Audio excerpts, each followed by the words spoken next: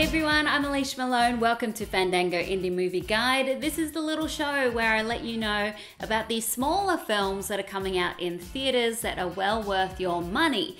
Let's start with The Glass Castle. Now, this is directed by Destin Daniel Cretton, and it reteams him with star BRIE LARSON. The last time these two worked together was with the brilliant indie short term 12. All these walls are gone, replaced with 3-inch glass.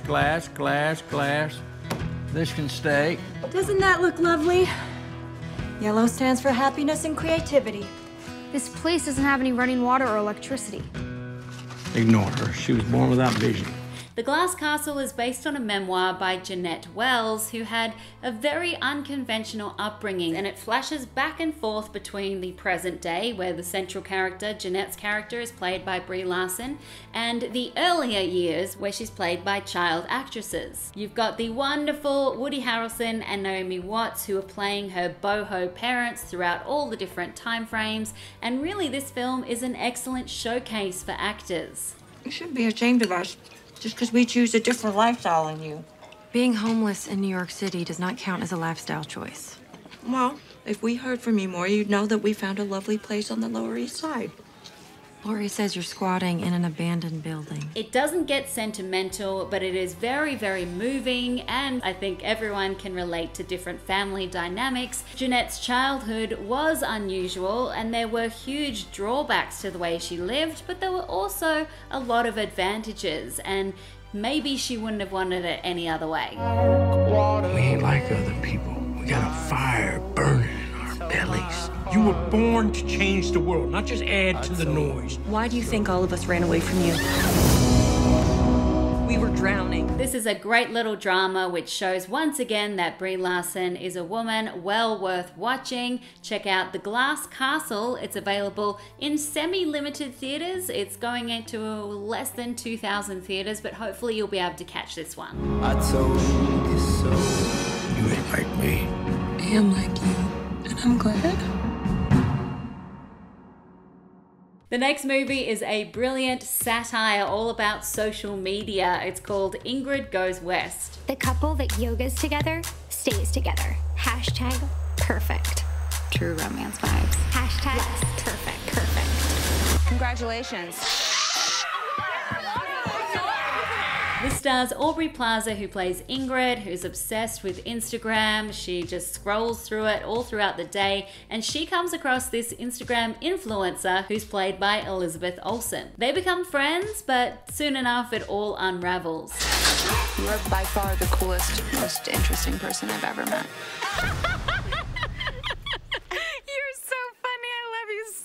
You're amazing. This is a great mixture of humor and drama. I also want to give a shout out to O'Shea Jackson Jr. Once again here he shows how fresh, vibrant and funny he is. I need you to tell everyone you're my boyfriend. What is this? Why are you acting like this? You don't even like these people. I do like them. Is everything okay? Yeah, everything's dope. If you're like me, and sometimes you get a bit disillusioned with the idea of social media, which likes to promote the false life that people project, the very curated moments of everyone's life. If you got lower, that would be better. You mean on the floor? Yeah. Thanks, you're the best. Then you should definitely check out Ingrid Goes West.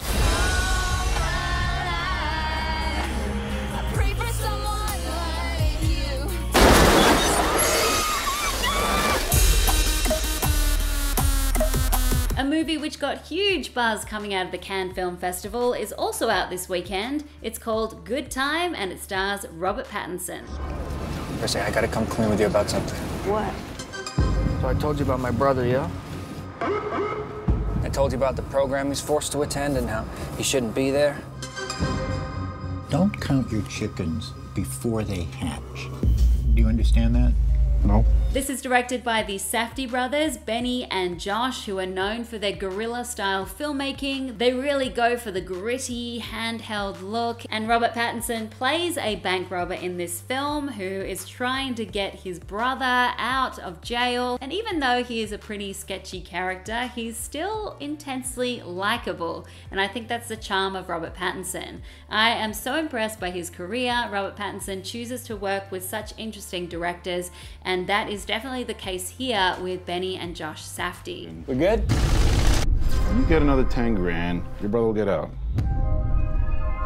Where are you? How much money can you get right now? Come on, bro. Oh my gosh. Are you kidding me? What do you think I'm doing this for? I want to get him out tonight.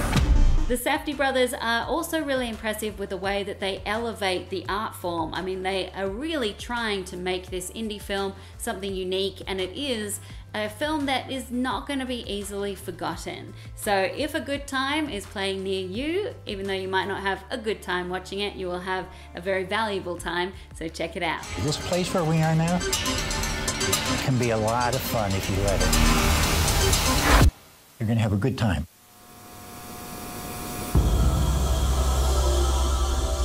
And my last pick to watch this weekend is The Trip to Spain, starring Steve Coogan and Rob Brydon. And here, once again, they're playing versions of themselves, they're playing heightened versions of themselves, going on this trip around Spain where they eat delicious food and see all the wonderful sights. Just got back from filming in New York.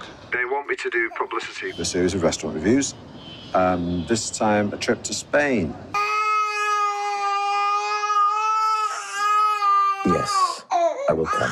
It has all the ingredients of the first two films. In fact, it pretty much follows the exact same recipe. You've got the impersonations, you've got the cameos from the characters who we've met in the last couple of films, and you've got the kind of swapping of roles between Rob Brydon and Steve Coogan about who is the more famous, the more successful, who has the better life, single versus married, and they do explore some really deeper issues amongst all the laughs. You just got those kids in, squeeze them in quick then? Yeah.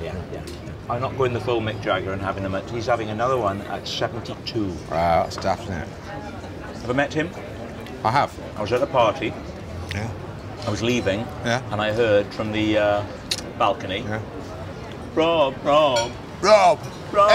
Hey, Rob. Well, he didn't do the full, but. No. And the delicious food. I think if this movie is playing at one of those dine-in theaters, and it should be, then definitely go and watch it there because it'll make your mouth water. It may be more of the same, but if you are a huge fan of the series like I am, then you will gobble it up. Check out The Trip to Spain. It is out in limited theaters this weekend. Come, Mr. Bond. You enjoy the scallop just as much as I do. Bottoms up. Goodbye, Mr. Bond.